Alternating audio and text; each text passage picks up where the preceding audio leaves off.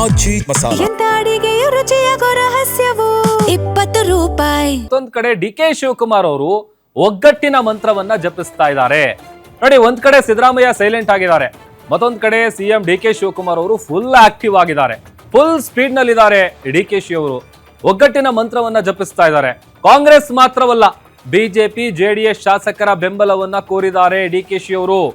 ವಿರೋಧ ಪಕ್ಷದ ಶಾಸಕರ ಮನವೊಲಿಸುವುದಕ್ಕೆ ಮುಂದಾಗಿದ್ದಾರೆ ಮುಖ್ಯಮಂತ್ರಿಗಳು. ನಾನು ಯಾರ ಪರವೂ ಇಲ್ಲ, ಯಾರ ವಿರುದ್ಧವೂ ಇಲ್ಲ, ನನಗೆ 224 ಶಾಸಕರೇನಿದ್ದಾರೆ, 75 ಪರಿಷತ್ ಸದಸ್ಯರು ಒಂದೇ ಅಂತ ಹೇಳಿ ಮುಖ್ಯಮಂತ್ರಿಗಳು ಹೇಳಿದ್ದಾರೆ. ಈ ಮೂಲಕ ಟಾರ್ಗೆಟ್ 2028ರ ಜಾರಿಗೆ ಮತ್ತಷ್ಟು ಕಾರ್ಯತಂತ್ರವನ್ನ ರೂಪಿಸ್ತಾ ಇದ್ದಾರೆ. ಸರ್, ನಾವು ಮೊನ್ನೆ ಅಷ್ಟೇ ಡಿಸ್ಕಸ್ ಮಾಡ್ತಾ ಇದ್ವಿ ಈ ಫುಟ್ಬಾಲು ಮತ್ತೆ ಚೆಸ್ ವಿಚಾರ. ಸೊ ಎಲ್ಲೋ ಆದ್ರೂ ಒಂದು ಭಾಗನ ಇದು ಒಗ್ಗಟ್ಟಿನ ಮಂತ್ರ ಜಪಿಸ್ತಾ ಇದಾರ ಮುಖ್ಯಮಂತ್ರಿಗಳು ಹೇಗೆ ಅಂತ. ಇಲ್ಲ, ಡಿ ಕೆ ಶಿವಕುಮಾರ್ ಅವರು ಯಾವಾಗ ಮುಖ್ಯಮಂತ್ರಿ ಆದರೂ ಆ ಕ್ಷಣದಿಂದಲೂ ಒಂದು ನಿರ್ಧಾರ ಮಾಡಿಬಿಟ್ಟಿದ್ದಾರೆ. ನಾನು ಕೇವಲ ಈ 1.5 ವರ್ಷನೋ 1.25 ವರ್ಷನೋ ಮುಖ್ಯಮಂತ್ರಿ ಅಲ್ಲ, 2028ಕ್ಕೂ ಕೂಡ ಸರ್ಕಾರವನ್ನು ಮತ್ತೆ ರಿಟರ್ನ್ ಮಾಡಬೇಕು, ನಾನೇ ಮುಖ್ಯಮಂತ್ರಿ ಆಗಬೇಕು ಅಂತ. ಅದಕ್ಕೆ ಬೇಕಾದಂತಹ ಎಲ್ಲ ಸಕಲ ಸಿದ್ಧತೆಗಳನ್ನು ಕೂಡ ತಯಾರಿ ಮಾಡ್ಕೊತಿದ್ದಾರೆ. ಈಗ ನೀವು ನೋಡಿ, ನಾವು ಅವರು ಮುಖ್ಯಮಂತ್ರಿ ಆಗೋದಕ್ಕೂ ಮೊದಲಿದ್ದಂತಹ ಡಿ ಕೆ ಶಿವಕುಮಾರ್ ಅವರು, ಅಂದರೆ ಉಪಮುಖ್ಯಮಂತ್ರಿ ಆಗಿ KPCC ಅಧ್ಯಕ್ಷರಾಗಿ ಇದ್ದಂತಹ ಡಿ ಕೆ ಶಿವಕುಮಾರ್ ಅವ್ರಿಗೂ ಒಮ್ಮೆ ಮುಖ್ಯಮಂತ್ರಿ ಆಗಿ ಪ್ರಮಾಣ ವಚನ ಸ್ವೀಕಾರ ಮಾಡಿದ ಬಳಿಕ ಇರುವಂತಹ ಮುಖ್ಯಮಂತ್ರಿಗೂ ಭಾಳಷ್ಟು ವ್ಯತ್ಯಾಸಗಳನ್ನು ನಾವು ನೋಡ್ತಾ ಇದ್ದೀವಿ. ಇದು ನೀವು ಸಾರ್ವಜನಿಕವಾಗಿ ಮಾತಾಡ್ತಾ ಇರೋದಲ್ಲ, ಇದು ವಿಧಾನಸಭೆ ಮತ್ತು ವಿಧಾನ ಪರಿಷತ್ತಲ್ಲಿ BJP ಮತ್ತು JDS ಶಾಸಕರು ಕೂಡ ಈ ವಿಚಾರವನ್ನು ಹೇಳ್ತಾ ಇದ್ದಾರೆ. ನೀವು ಭಾಳಷ್ಟು ಅವರು ಕವನಗಳ ಭಾಷಣದ ಸಂದರ್ಭದಲ್ಲಿ ಒಂದಷ್ಟು ಕವನಗಳನ್ನು ಹೇಳೋದಾಗಿರ್ಬೋದು.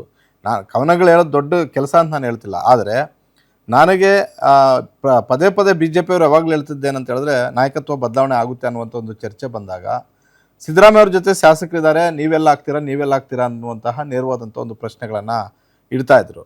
ಅವಾಗ ಅವರು DCM ಆಗಿದ್ದಾಗಲೇ ಹೇಳಿದರು, ನನ್ನ ಜೊತೆ ಯಾರಿರೋದು ಬೇಡ, ನನ್ನ ಜೊತೆ 136 ಕಾಂಗ್ರೆಸ್ ಶಾಸಕರು ಕೂಡ ಇದ್ದಾರೆ ಅಂತ. ಮೊನ್ನೆ ಕೂಡ ರಿಪೀಟ್ ಮಾಡಿದ್ದಾರೆ ಇದು ವಿಧಾನಸಭೆಯಲ್ಲಿ. ನಾನು ಅವತ್ತು ಹೇಳಿದೆ, ಸಿದ್ದರಾಮಯ್ಯ ಸೇರಿ ನನ್ನ ಪರವಾಗಿ 136 ಅವ್ರಿಗೆ ಸಪೋರ್ಟ್ ಮಾಡಿರುವಂಥವ್ರು ಎಲ್ಲರನ್ನೂ ಸೇರಿಸ್ಕೊಂಡ್ರೆ 139 ಶಾಸಕರ ಸಂಖ್ಯಾಬಲ ನನಗಿದೆ ಅಂತ ಅವತ್ತು ಹೇಳಿದ್ದೆ, ಇವತ್ತು ಹೇಳ್ತಾ ಇದ್ದೀನಿ.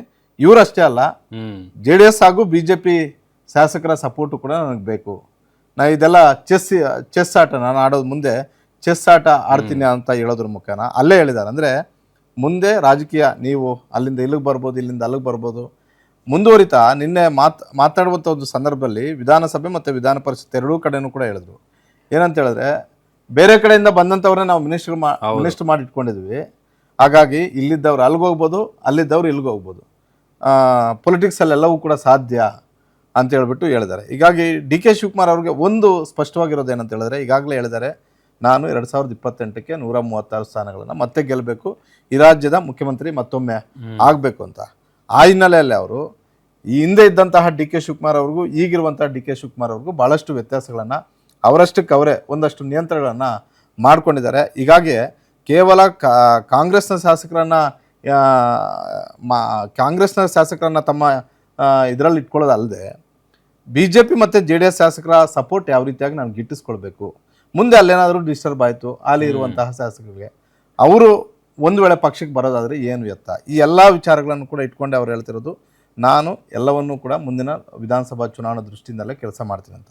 ಇದನ್ನು ನಿನ್ನೆ ನಡೆದಂತಹ ಶಾಸಕಾಂಗ ಪಕ್ಷದ ಸಭೆಯಲ್ಲಿ, ಕಾಂಗ್ರೆಸ್ನ ಶಾಸಕಾಂಗ ಪಕ್ಷದ ಸಭೆಯಲ್ಲೂ ಕೂಡ ಶಾಸಕರಿಗೆ ಹೇಳಿದ್ದಾರೆ, ನೀವು ಯಾರು ಅಧಿಕಾರಿಯನ್ನು ನಂಬಿಕೊಂಡು ಕೆಲಸ ಮಾಡುವ ಅಗತ್ಯ ಇಲ್ಲ, ನಿಮ್ಗೇನಾದರೂ ಕೆಲಸಗಳು ಬೇಕಿದ್ರೆ ನೇರವಾಗಿ ನನ್ನ ಹತ್ರನೇ ಬರ್ಬೋದು, ನಾನೇ ಮಾಡಿಕೊಡ್ತೀನಿ ಅಂತ.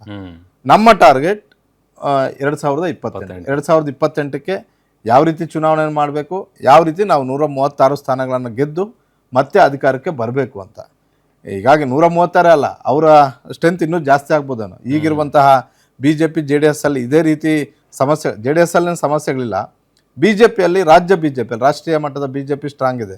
ರಾಜ್ಯ BJPಯಲ್ಲಿರುವಂತಹ ಗೊಂದಲಗಳನ್ನು ಸಮಸ್ಯೆಗಳನ್ನು ನಿವಾರಣೆ ಮಾಡೋದರಲ್ಲಿ ಪದೇ ಪದೇ BJP ಹೈಕಮಾಂಡ್ ಎಡವಟ್ಟುಗಳನ್ನು ಮಾಡ್ತಿರೋದ್ರಿಂದ ಅದರ ಅಡ್ವಾಂಟೇಜ್ ನನಗೆ ಹೇಗಾಗುತ್ತೆ, ಹೇಗೆ ಅದನ್ನು ಬಳಕೆ ಮಾಡ್ಕೋಬೋದು ಅನ್ನುವಂತಹ ಲೆಕ್ಕಾಚಾರ ಡಿ ಕೆ ಶಿವಕುಮಾರ್ ಅವ್ರಿಗೆ ಬಹಳ ಚೆನ್ನಾಗಿ ಗೊತ್ತಿದೆ. ಹೀಗಾಗಿ ಪ್ರತಿಯೊಂದು ವಿಚಾರದಲ್ಲ, RSS ವಿಚಾರ ಬಂದಾಗ ನೋಡಿ, RSS ವಿಚಾರ ಬಂದಾಗ ಡಿ ಕೆ ಶಿವಕುಮಾರ್ ಅವರೆಲ್ಲೂ ಏನು ಏರು ಧ್ವನಿಯಲ್ಲಿ ಮಾತಾಡೋದಿಲ್ಲ. ಹೌದು, RSS ಪದ ಆಡಿ ಒಂದ್ಸಲ ಇವರು ಕೂಡ ಸ್ವಲ್ಪ ಹೈಕಮಾಂಡ್ ಮುಂದೆ ಕಿರಿಕಿರಿ ಅನುಭವಿಸಿದ್ದಿದೆ. ಆದರೆ ಅವ್ರಿಗೆ ಗೊತ್ತು RSS ಟಚ್ ಮಾಡಿದ್ರೆ ನನಗೇನು ಎಲ್ಲಿ ಸಮಸ್ಯೆ ಆಗುತ್ತೆ ಅಂತ, ವೋಟ್ ಬ್ಯಾಂಕ್ ಮೇಲೆ ಸಮಸ್ಯೆ ಆಗುತ್ತೆ. ಆ ಕಿರಿಕಿರಿ ಬೇಡ. ನೀವು ನೋಡಿ, ಯತೀಂದ್ರ ಸಿದ್ದರಾಮಯ್ಯ ಇತ್ತೀಚೆಗೆ RSS ಬಗ್ಗೆ ಜಾಸ್ತಿ ಮಾತಾಡ್ತಿದ್ದಾರೆ, ಪ್ರಿಯಾಂಕ ಖರ್ಗೆ RSS ಬಗ್ಗೆ ಜಾಸ್ತಿ ಮಾತಾಡ್ತಾ ಇದ್ದಾರೆ. ಆದರೆ ಮುಖ್ಯಮಂತ್ರಿಗಳು ಯಾವತ್ತೂ ಕೂಡ RSS ಬಗ್ಗೆ ಮಾತಾಡ್ತಿಲ್ಲ. ನಾನು ಯಾವುದನ್ನು ಮಾತಾಡದೇ ಇದ್ದರೆ ನಮಗೆ ಇಲ್ಲಿವರೆಗೂ ಬರದೇ ಇರುವಂತಹ ಮತಗಳು ಬರ್ಬೋದು. ಅವು ಬಂದರೆ ಇವ್ರ ಲೆಕ್ಕಾಚಾರ ಕರೆಕ್ಟ್ ಆಗುತ್ತಲ್ಲ. ಈಗ ಯಾರು ಓಟ್ ಹಾಕ್ತಿರ್ಲಿಲ್ವೋ, DK ಶಿವಕುಮಾರ್ ಅವ್ರ ನಾಯಕತ್ವವನ್ನು ನಾಳೆ ಬೆಳಗ್ಗೆ ಒಪ್ಪಿ ಓಟ್ ಹಾಕಿದ್ದೆ ಆದರೆ ಕಾಂಗ್ರೆಸ್ ಸುಲಭವಾಗಿ 115 ಗಡಿ ದಾಟ್ಬೋದು. 136 ಬರ್ಬೇಕಂತೇನಿಲ್ಲ. ಸರ್ಕಾರ ರಚನೆ ಮಾಡೋದಕ್ಕೆ 113 ಬಂದರೂ ಸಾಕು. ಈ ಎಲ್ಲ ಲೆಕ್ಕಾಚಾರಗಳನ್ನ ಇಟ್ಕೊಂಡೆ ಒಂದು ಕಡೆ ಕಾಂಗ್ರೆಸ್ನ, ಅದು ಸಿದ್ದರಾಮಯ್ಯ ಅವ್ರ ಬಣದಲ್ಲಿ ಇರುವಂತಹ, ಈಗ DK ಶಿವಕುಮಾರ್ ಬಣ, ಸಿದ್ದರಾಮಯ್ಯ ಬಣ, ಮತ್ತೊಂದು ಬಣ ಏನು ಚರ್ಚೆ ಮಾಡ್ತಿದ್ರು, ಅವು ಯಾವ ಬಣನೂ ಇಲ್ಲ, ಒಂದೇ ಕಾಂಗ್ರೆಸ್ ಬಣ ಅಂತ ಜಪ ಮಾಡ್ತಾರೆ. ಮತ್ತೊಂದು ಕಡೆ BJP JDS ಅವ್ರಿಗೆ ಹೇಳ್ತಿದ್ದಾರೆ, ನಾನು ಇವ್ರಿಗಷ್ಟೇ ಮುಖ್ಯಮಂತ್ರಿ ಅಲ್ಲ, ನಿಮಗೂ ಕೂಡ ಮುಖ್ಯಮಂತ್ರಿ. ಹೌದು, ಖಂಡಿತ ಅವ್ರು ಹೇಳಿದ್ ನಿಜ. ಕರ್ನಾಟಕದ ಜನರಿಗೆ ಎಲ್ಲರಿಗೂ ಕೂಡ DK ಶಿವಕುಮಾರ್ ಅವರೇ ಮುಖ್ಯಮಂತ್ರಿ. ಆದರೆ ಈ ಹಿಂದೆ ಯಾವ ಮುಖ್ಯಮಂತ್ರಿಗಳು ಹೇಳದೇ ಇರುವಂತಹ ಮಾತುಗಳನ್ನು ಈಗ DK ಶಿವಕುಮಾರ್ ಅವರು ಹೇಳ್ತಾ ಇದ್ದಾರೆ. ಸಹಜವಾಗಿ ಅವರ ಟಾರ್ಗೆಟ್ 2028 ಅವರೇ ಹೇಳ್ದಂತೆ, ಅವರೇ ಹಲವು ಬಾರಿ ಹೇಳಿದ್ದಾರೆ, ನನ್ನ ಟಾರ್ಗೆಟ್ 136 ಅಂತ. ಆ ಗುರಿಯನ್ನು ತಲುಪೋದಕ್ಕೆ ಈ ಎಲ್ಲ ತಂತ್ರಗಾರಿಕೆಯನ್ನು ಮಾಡ್ತಾ ಇರೋದು. ಆಲ್ ರೈಟ್, ಇದು ರಾಜ್ಯ ಕಾಂಗ್ರೆಸ್ನ ಕತೆ. ಆದ್ರೆ